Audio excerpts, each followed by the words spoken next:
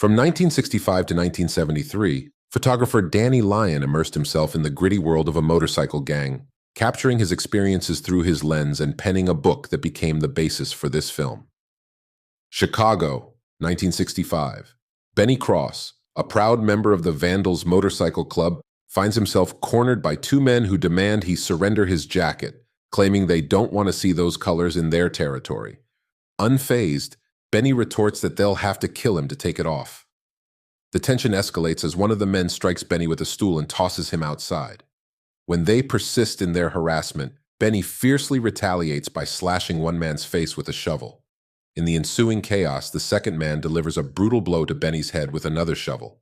At a local laundromat, Danny kicks off his interviews by sitting down with Kathy Bauer, the wife of Benny.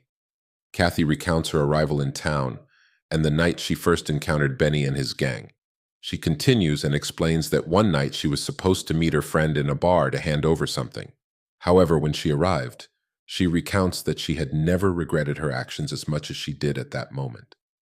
The members of the Vandal Club, led by Johnny, were all around Kathy as soon as she entered, making her feel uncomfortable, especially Corky, who suggested she should get out with him. Later, when she meets her friend, one of the Vandals named Cockroach comes over to their table and says, "My name is Cockroach because I typically like and eat cockroaches and bugs." Then again, Corky and her friend Wahoo come over and start talking to her. Just as Kathy is about to leave, then suddenly her eyes fall on Benny, who is standing by the pool table, and she feels a strange sensation as if she's falling in love with him. She returns to the table and asks her friend who that person is. Her friend responds, "Don't even think about getting involved with him. He's trouble. Everywhere he goes, he either gets into a fight with someone or ends up crashing his motorcycle." And suddenly, Benny himself comes over, sits at their table and says, "I'm Benny." It seems that Benny is also interested in Kathy. Then the leader of the Vandals, Johnny, steps in, mentioning that Benny has taken a shine to her and says, "Don't worry, the guys mean no harm. They're just enjoying their time." Kathy recounts that she disliked the place and quickly left, although on her way out of the bar, she was groped several times by the men there, especially with dirty hands touching her backside. Then she immediately saw Benny, and suddenly all the members of the Vandal group rushed towards Kathy, encouraging her to get on Benny's motorcycle. Out of fear, Kathy got on.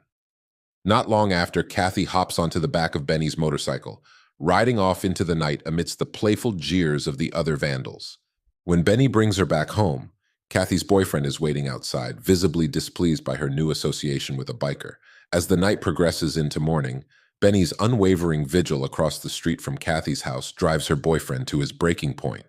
Frustrated and feeling disrespected, he decides to leave Kathy for good.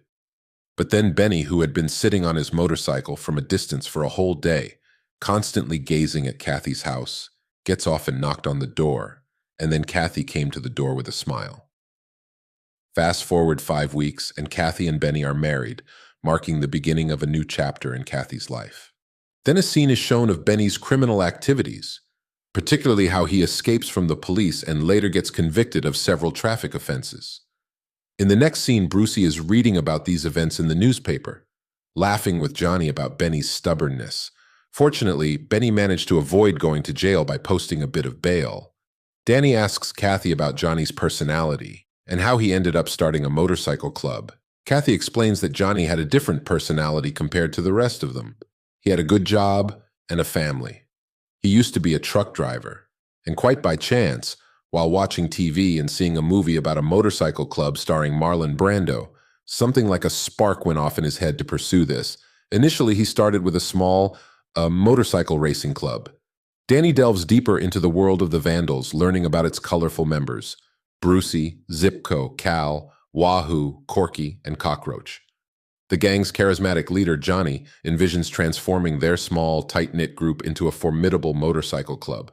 Tensions rise when Big Jack approaches Johnny with a bold proposition to establish a new Vandals chapter in Milwaukee with some other biker friends. Johnny initially rejects the idea, but Big Jack challenges his authority. Johnny gives him a choice: fists or knives. Big Jack opts for fists, leading to a brutal brawl outside. The fight is intense, with Big Jack almost gaining the upper hand. However, Johnny resorts to dirty tactics, breaking Big Jack's finger and forcing him to his knees. After asserting his dominance, Johnny reveals that he was always going to approve the new chapter, but needed to establish his authority decisively. Meanwhile, a troubled young man known only as the Kid observes the vandals with longing eyes. Benny's unwavering loyalty to Johnny is put on full display when a rival biker gang confronts Johnny. Without hesitation, Benny steps in, striking the rival leader and igniting a fierce brawl between the two groups. After a lot of brawling between the members of the two groups, in a moment when one of them dodges, Benny's hand goes through a car window, and a piece of glass pierces his hand. He becomes extremely furious, to the point that he beats one of them almost to death. However, in the end, Johnny stops him. The narrative alternates between Danny's final interview with Kathy in 1973 and earlier moments in the gang's tumultuous history. Kathy shares with Danny that Benny was a man of few emotions. The closest she ever saw him to tears was the day he fought those men at the bar. During the confrontation, an attacker struck Benny with a shovel, bringing it down on his foot and nearly severing it, leaving Benny terrified that he might never ride again. Determined to seek retribution, Johnny and the vandals storm the bar, intimidating the owner into revealing the identities and addresses of Benny's assailants. As the night progresses and the bar closes, Johnny commands the vandals to burn it to the ground. The onlookers, gripped by fear, watch the flames rise, understanding the formidable and ruthless nature of the vandals. In one scene, we see Johnny visiting Benny and dropping by Kathy and Benny's house. He tells Benny that once he gets better, he should come back to the group. However, Kathy doesn't like this idea at all. She even goes to meet Johnny personally and asks him to tell Benny to leave the group. But Johnny tells her that Benny won't listen to either of them. He's too stubborn for that and doesn't listen to anyone if he doesn't want to. If he doesn't want to come back, he won't, and there's nothing I can do to stop him. Next, a scene from the kid's home is shown, revealing that he has specific family issues, particularly a perpetually drunken father who beats his mother and exhibits violent behavior. However, the kid does not allow this to continue and ends up beating his unfortunate father nearly to death. Desperate to escape his abusive home life after a violent encounter with his father leads to his mother kicking him out. The kid aspires to join the vandals and find a sense of belonging. Later, the vandals are hanging out at the park when another biker, Funny Sonny, shows up. Sonny says he was sent by his gang to hunt down Cal for deserting, but he's taken a liking to the vandals and decides to join them instead. Later, Johnny asks Benny to have a private conversation with him. In a place where no one else is around, he tells Benny, "I want you to be my successor. I'm done. My time is over, and I don't want to be the leader anymore. They will listen to someone like you because they always try to emulate you, and I'm sure they respect you." In the following, Kathy explains that after the death of Johnny's close friend and his right-hand man, Brucey, due to an accident, the Vandals gang completely changes, and everything falls apart. This is especially true because at Brucey's funeral, his parents hold Johnny entirely responsible, and even Brucey's mother spits on Johnny. The moment Johnny has no patience for anything, feels upset about everything, and is grieving for his lost friend. The kid and his buddies roll up to the Vandals bar, hoping to convince Johnny to let them join the gang. Johnny flat out refuses, and when the kid tries to stab him, Johnny knocks him down with 2 swift punches, sending him packing. Kathy reminisces about how Johnny has made the gang more violent than it used to be. After a new group of people joined and brought their particular beliefs, they proved to be extremely ruthless. She recounts to Danny how Cockroach wanted to quit the gang to become a motorcycle cop. 3 younger vandals attacked Cockroach because of this, and he went to Johnny, scared for his life. Johnny later takes Benny to find Cockroach, telling Benny to bring a pistol. At Cockroach's house, Johnny shoots him in the leg and orders him to disappear. Benny, however, is clearly not on board with Johnny's brutal methods. The vandals throw a wild party, and Kathy admires a woman in a striking red dress. Sonny and one of his pals steal the dress off the woman while she's preoccupied with 2 men and give it to Kathy to wear. Kathy loves how she looks in it, but when Benny disappears, a group of bikers mistakes her for the original woman and tries to drag her upstairs. Johnny intervenes just in time. One of the men, oblivious to the mix-up, justifies their actions by saying the woman in the red dress was giving everyone a turn. Kathy, deeply shaken, later scolds Benny for not being there when she needed him. Later, the kid returns to the bar, challenging Johnny for leadership. Johnny asks, "Fists or knives?" And the kid chooses knives.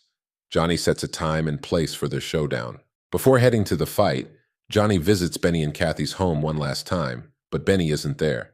At the parking lot, accompanied by other vandals, Johnny confronts the kid, who shoots him in the chest, killing him instantly.